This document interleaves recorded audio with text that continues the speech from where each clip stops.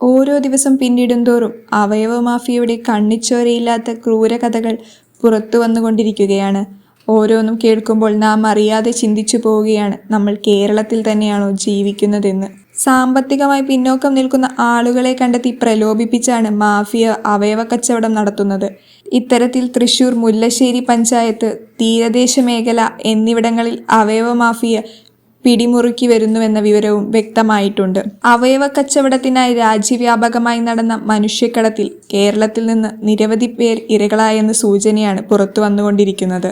ഏതാനും ദിവസങ്ങൾക്ക് മുമ്പ് നെടുമ്പാശ്ശേരി വിമാനത്താവളത്തിൽ വെച്ച് അവയവക്കടത്ത് മാഫിയയുടെ മുഖ്യകണ്ണിയായ മലയാളി സബിത് നാസർ പിടിയിലായതോടെയാണ് ഈ വിവരങ്ങളെല്ലാം പുറത്തുവരുന്നത്.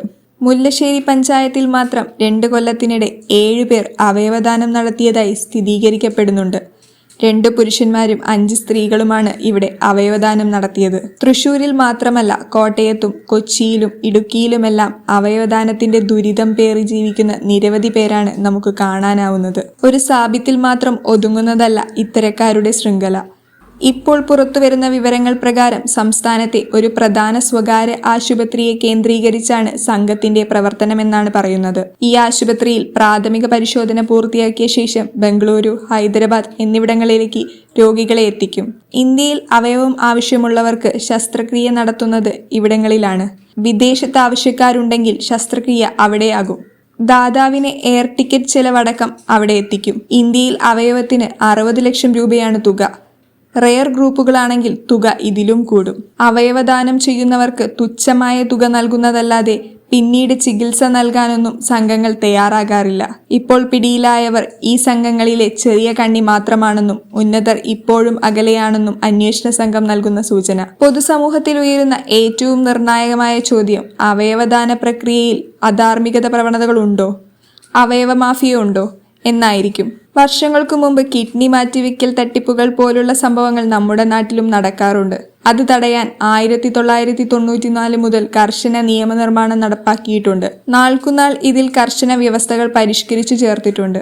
നിയമങ്ങൾ ലംഘിക്കുന്നതിന് കടുത്ത ശിക്ഷകളും ഏർപ്പെടുത്തിയിട്ടുണ്ട്. എന്നിട്ടും ഇതിങ്ങനെ തുടരുന്നത് ആരുടെ പിടിപ്പുകേട് എന്നാണ് പറയേണ്ടത്. സിനിമകളിലും സാഹിത്യങ്ങളിലുമൊക്കെ പ്രതിപാദിക്കുന്ന രീതിയിൽ ഒരാളെ കൊന്ന് അവയവം എടുക്കുകയോ ആശുപത്രി വഴി പോകുന്നവരെയൊക്കെ അവരറിയാതെ അവയവങ്ങൾ മുറിച്ചെടുക്കുകയോ ചെയ്യുന്നത് പോലുള്ള ഒരു അവയവ മാഫിയാണ് ഇന്ന് നിലവിലുള്ളത്. അവയവമാറ്റ ശസ്ത്രക്രിയകളിൽ ഏറിയ പങ്കും നടക്കുന്നത് ഏതാനും സ്വകാര്യ പഞ്ചലക്ഷ ആശുപത്രികളിലാണ്. ലക്ഷങ്ങൾ ചിലവിട്ട് ചെയ്യുന്ന ഈ അവയവമാറ്റ ശസ്ത്രക്രിയകളിൽ ദാതാക്കളാകുന്നത് 90% നിരാലംബരും പാവപ്പെട്ടവരുമാണ്. സർക്കാർ ആശുപത്രികൾക്ക്, സർക്കാർ മെഡിക്കൽ കോളേജുകളിലേക്കും കൂടുതൽ ഉയർന്ന കേന്ദ്രമായ തിരുവനന്തപുരം മെഡിക്കൽ കോളേജിലേക്കും ശ്രീ ചിത്രയിലേക്കും മാത്രമേ അപകടാവസ്ഥയിലുള്ള രോഗിയെ വിദഗ്ധ ചികിത്സാർത്ഥം റഫർ ചെയ്യാൻ കഴിയൂ. എന്നിരിക്കെ പലപ്പോഴും സ്വകാര്യ പഞ്ചനക്ഷത്ര ആശുപത്രികൾക്ക് ആളെ കൂട്ടുന്ന കേന്ദ്രമായി ചില സർക്കാർ മെഡിക്കൽ കോളേജുകൾ മാറുന്നുണ്ട്. സ്വന്തമായി കിടപ്പാടം പോലുമില്ലാത്ത രോഗിയെ മുന്തിയ ആശുപത്രിയിൽ അത്യാസന്ന നിലയിൽ പ്രവേശിപ്പിക്കുന്നത് വിലപ്പെട്ട ജീവൻ രക്ഷിച്ചെടുക്കാനുള്ള ഉന്നതമായ മനുഷ്യസ്നേഹത്താലോ അനുകമ്പയാലോ അല്ല, മറിച്ച് കേവലം ദുഷ്ടതയോടെയാണ്. ഇരയുടെ ഉറ്റവരുടെ നിസ്സഹായത ചൂഷണം ചെയ്ത് ആന്തരാവയവങ്ങൾ എടുത്ത് വലിയ ബിസിനസ് നേടിയെടുക്കാനാണ്. എന്നിട്ട് ഈ അരുംകൊലകൾക്ക് മറയിടാൻ ഡോക്ടർമാർ മസ്തിഷ്ക മരണം എന്ന മറ സമർത്ഥമായി ഉപയോഗിക്കുന്നു. അവയവദാനം എന്ന പുണ്യകർമ്മത്തിന്റെ പേരിൽ രോഗിയുടെ ഉറ്റവരോട് അയാളുടെ ആന്തരാവയവങ്ങൾ മുറിച്ചെടുക്കാൻ അനുമതി തേടുന്നു. ഭീമമായി ഉയർന്നിട്ടുള്ള ബില്ലിൽ ചില ഇളവുകളും ചിലപ്പോൾ പൂർണ്ണമായി ഒഴിവാക്കുന്ന സൗമനസ്യവും കാട്ടി രോഗിയെ നിർബന്ധിത മസ്തിഷ്ക മരണത്തിലേക്ക് തള്ളിവിടുന്നു. രാജ്യാന്തര അവയവ കച്ചവട റാക്കറ്റുമായി സഹകരിച്ച് കേരളത്തിലെ 3 ആശുപത്രികളെപ്പറ്റി കേന്ദ്ര ഏജൻസികൾ അന്വേഷണം ആരംഭിച്ചിട്ടുണ്ട്.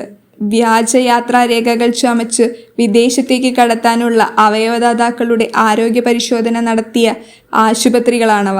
അവയവ കച്ചവടത്തിനുള്ള മനുഷ്യക്കടത്താണെന്ന അറിവോടെയാണോ മെഡിക്കൽ സർട്ടിഫിക്കറ്റ് നൽകിയതെന്നാണ് പരിശോധിക്കുന്നത്. 2 വൃക്കയുള്ളതും ശാരീരിക വൈകല്യമാണെന്ന് തെറ്റിദ്ധരിപ്പിച്ച് ഉത്തരേന്ത്യൻ സ്വദേശികളെ കബളിപ്പിച്ചതായി പോലീസിന്റെ കസ്റ്റഡിയിലുള്ള സാബിത് മൊഴി നൽകിയിട്ടുണ്ട്. വൃക്കദാനം ചെയ്താൽ പുതിയ വൃക്ക മുളച്ചു വരുമെന്ന് ചിലരെ പറഞ്ഞു വിശ്വസിപ്പിച്ചു. അവയവ കച്ചവടത്തിന് ഇരകളായവരുടെയും അവയവങ്ങൾ വാങ്ങിയവരുടെയും പട്ടിക സബിത് അന്വേഷണ സംഘത്തിന് കൈമാറിയിട്ടുണ്ട്. ഇറാനിലെ സാഹചര്യങ്ങൾ അവയവ മാഫിയയ്ക്ക് അനുകൂലമാണ്. ഇതാണ് കേരളത്തിലുള്ളവരും ദുരുപയോഗപ്പെടുത്തുന്നത്. വിദേശ ഇൻഷുറൻസ് കമ്പനികളുടെ നിയന്ത്രണത്തിൽ ഇറാൻ കേന്ദ്രീകരിച്ച് അവയവ കച്ചവട മാഫിയ പ്രവർത്തിക്കുന്നതായി ലോകാരോഗ്യ സംഘടനയുടെ ഏജൻസിയായ global observatory on donation and transplantation report ചെയ്തിരുന്നു. ഇറാനിൽ ഒരു വർഷം 10,000 കോടി രൂപയുടെ അവയവ കച്ചവടം നടക്കുന്നതായി റിപ്പോർട്ടിലുണ്ടായിരുന്നു. ഇതേ തുടർന്ന് അവയവദാതാക്കൾക്കുള്ള ഉയർന്ന പ്രതിഫലം 600 പൗണ്ടായി ഇറാൻ ഗവൺമെന്റ് നിജപ്പെടുത്തിയതോടെയാണ് ഓർഗൻ ബ്ലാക്ക് മാർക്കറ്റ് സജീവമായത്. കേസിൽ അറസ്റ്റിലായ സാബിത് നാസർ 2 ആഴ്ച മുമ്പ് പോലും അവയവ കച്ചവടത്തിനായി ആളുകളെ വിദേശത്തേക്ക് കൊണ്ടുപോയിട്ടുണ്ട്. സാബിത് അവയവ കച്ചവടത്തിന് ഇരയായ ആളുകളെ കണ്ടെത്തി മെഡിക്കൽ ബോർഡ് രൂപീകരിക്കാനാണ് തീരുമാനം. മാഫിയയുടെ വലയിൽ കുരുങ്ങി അവയവദാനത്തിനായി ഇറാനിലേക്ക് പോയ നിരവധി പേർ ഇപ്പോഴും തിരിച്ചെത്താത്ത സാഹചര്യവും അന്വേഷിക്കും. ഇവർ ഇപ്പോഴും ജീവനോടെയുണ്ടോ എന്നതും വ്യക്തമല്ല. സാമ്പത്തികമായി പിന്നോക്കം നിൽക്കുന്നവരെയാണ് സാബിത് ഇരകളാക്കിയത്.